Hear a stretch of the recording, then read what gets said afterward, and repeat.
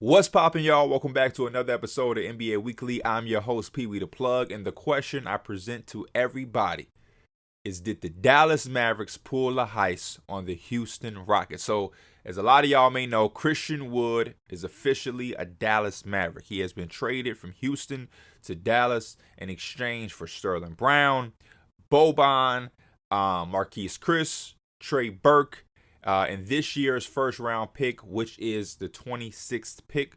So the Houston Rockets now have the third overall pick, the 17th overall pick, and the 26th overall pick, all in the first round. They have 3 first round picks this year. Dallas obviously acquires the best overall talent, being Christian Wood, who is a big, who can shoot the basketball, create his own shot, in little areas. And I think a guy that on paper compliments Luka Doncic a lot and upgrades his team for a very, very minuscule price. Now, my initial reaction to this trade was, bro, if that was the value of Christian Wood, or if that was all it took, why did more teams entertain this? I kept seeing Christian Wood be linked to the Grizzlies. So if this is all it took, why didn't the Grizzlies get involved with that? Or, just any other team. Christian Wood, to me, is a very, very solid player, a solid starting player, and depending on who you pair him with, could be a very intriguing big. And in this matchup, or this situation that he's going to with the Dallas Mavericks and Luka Doncic, I think is very intriguing. It just made me scratch my head as far as why didn't other teams get deeper involved. If a 20, because essentially the Dallas Mavericks only really gave up the 26th overall pick. They shedded some contracts on top of that, but none of those guys, forget being a starter, none of those guys were rotational pieces.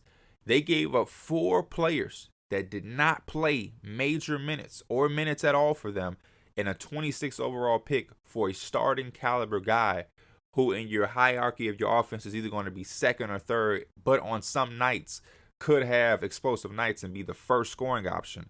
They gave up 4 guys who don't play for that, and then the 26th overall pick. So now when I take my phone and I look at teams drafting in the 20s, later in the draft, around the 26th pick, like I mentioned, you have Memphis at 29, who is also drafting at 22. You have the Milwaukee Bucks at 24. San Antonio is at 25. Miami has 27. So for me, I'm like, why didn't some of those, especially teams like I mentioned, like San Antonio, who has the 9th pick, they also have the 20th pick, they also have the 25th pick. They have struggled with the front court depth. Who else? Memphis. Memphis can use some front court depth. You know what I mean?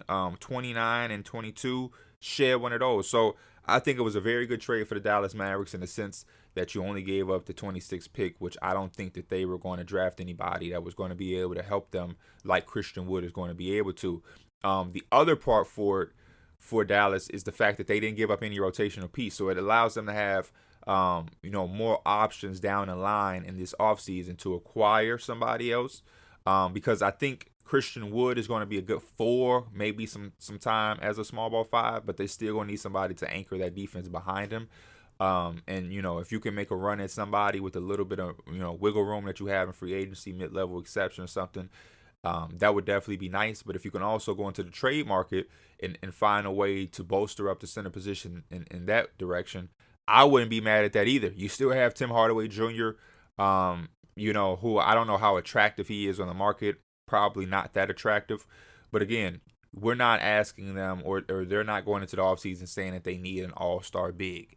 But if you could just get some big in some way, a sign and trade here, a sign and trade there, anything like that, this team could look way differently. You still have Reggie Bullock, Spencer Dinwiddie, Dwight Powell, Tim Hardaway Jr. We don't know what's going to happen with Jalen Brunson. Hypothetically, if Jalen Brunson does want to come to my Knicks and the Mavericks say, okay, let's do it in a sign and trade, and they get Mitchell Robinson, you now would have Luka, Dorian Finney-Smith, whoever you want to start, whether it's Reggie Bullock, maybe Reggie Bullock. You probably have Luka, Reggie Bullock, Dorian Finney-Smith, Christian Wood, Mitchell Robinson, and off your bench you still have Spencer Dinwiddie, Tim Hardaway Jr., Maxi Kleber, Dwight Powell. That sounds like a deeper team with a lot more flexibility and options to me. And you still have those scenarios available. But there is a situation where you bring back Jalen Brunson because he is important to your team, and you make the other guys like Spencer Dinwiddie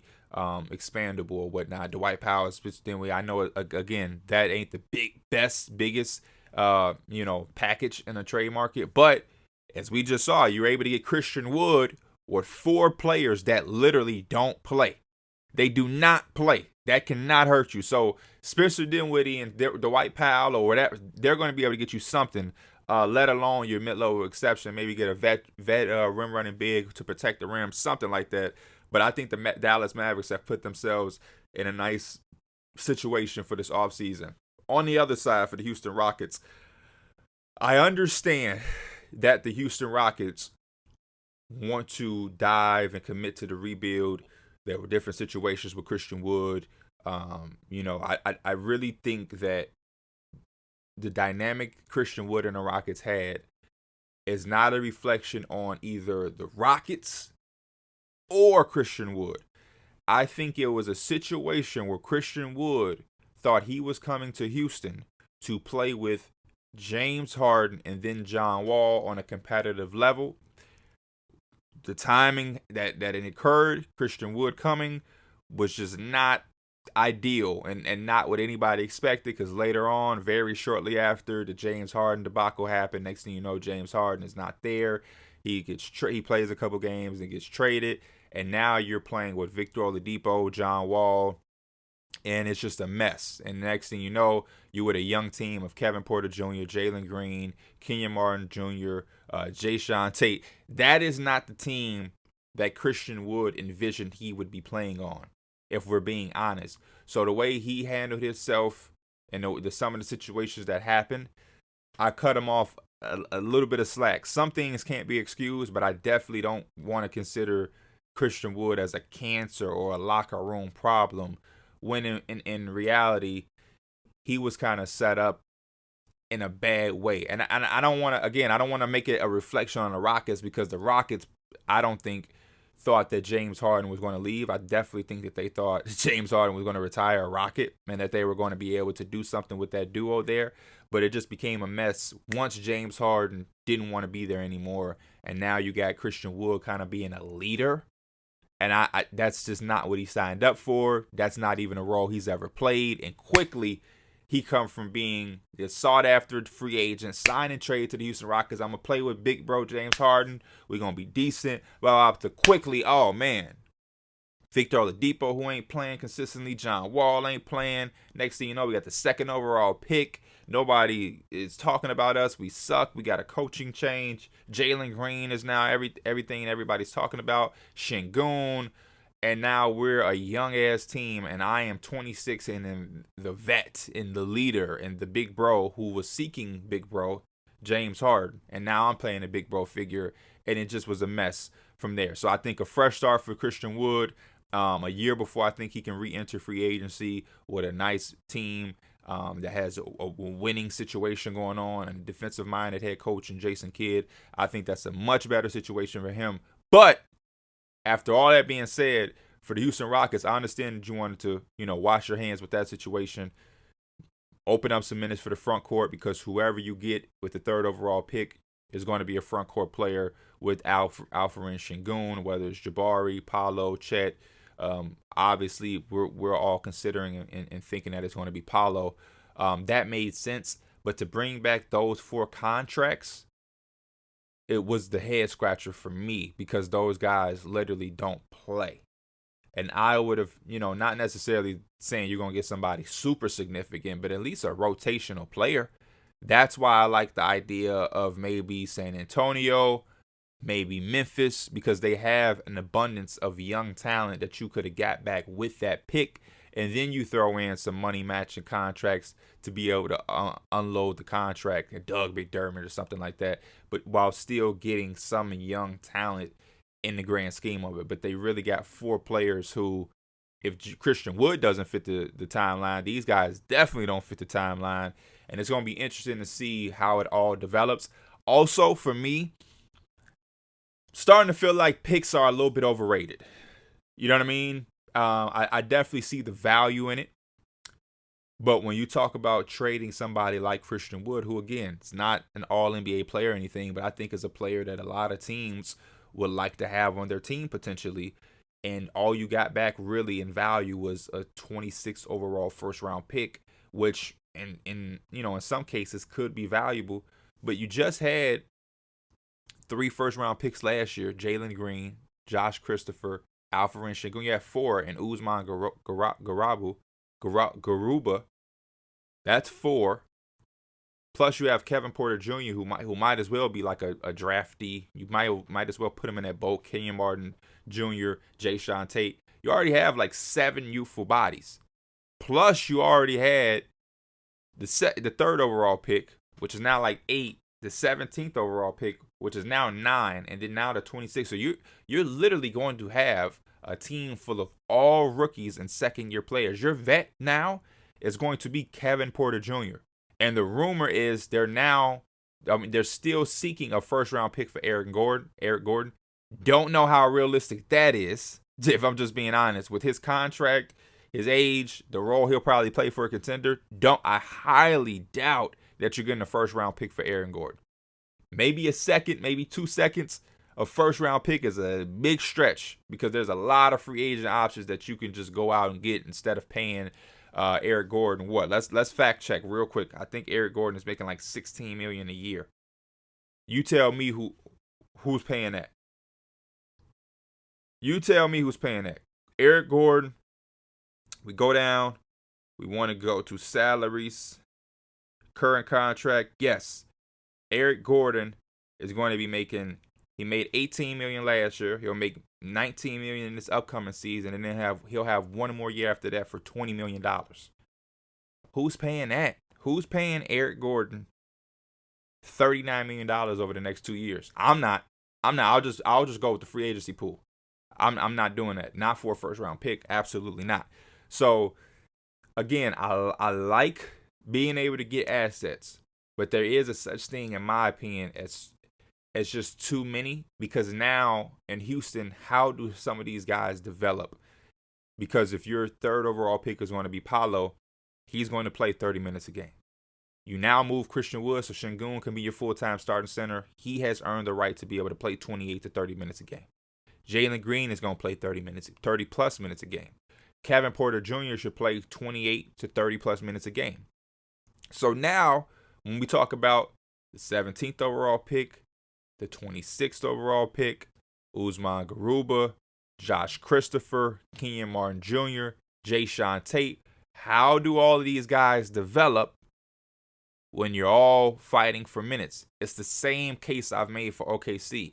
I get the idea of accumulating all of these assets as draft picks, but at some point, you're going to have to draft these guys, and you're going to have log jams all through your roster, and they're not going to be able to properly develop for them to even be trade assets, like the Thunder. Darius Bazley, I'm a big fan of, but right now, if I was trading for him, I haven't seen what I want to see because he's fighting for minutes. Go look at his minutes. It fluctuates because you have him now. Now Pokashevsky is playing, Josh Giddey, Shai Gilgeous-Alexander, Lou Dort. You have Aaron Wiggins, Isaiah Roby, Jeremiah Robinson-Earl, Trey Mann, Theo Maledon, and now you have the 2nd overall pick, OKC. You also have the 12th overall pick, and we saw they traded their 30th overall pick to the Nuggets because, we can't afford to keep bringing in 3 rookies in the first round every year. That's just the first round. I don't even know what the Rockets have as far as second round picks. Let's see if I can figure out what the Rockets have as second round picks, because that's the other part. You bring in 3 or 4 first round picks, and then you have another 2 second round picks, and now we're talking about 6 rookies. And luckily, there is no Rockets second round pick. So, round of applause. But I definitely am not a fan of just always seeking picks, especially if they're not future. I give the OKC Thunder that credit in a sense where at least they have picks galore, but they're so stacked into the future.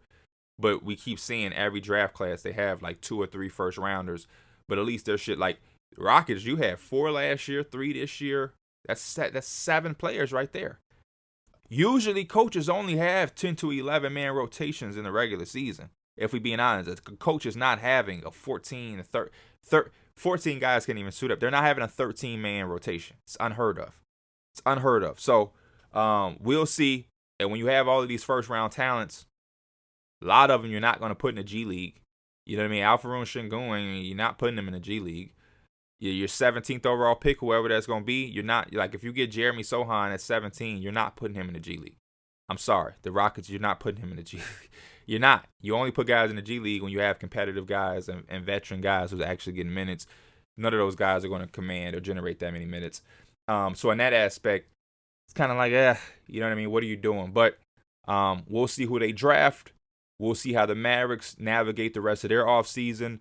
Definitely love it, and I think it's a win for them, considering the fact that you give up 4 players that didn't even play and a 26th overall pick that you didn't value based off the season that you just had. Josh Green is still your young guy that you're trying to fight for and get minutes. I don't know how the hell you would have got another rookie some minutes with this competitive roster that you have.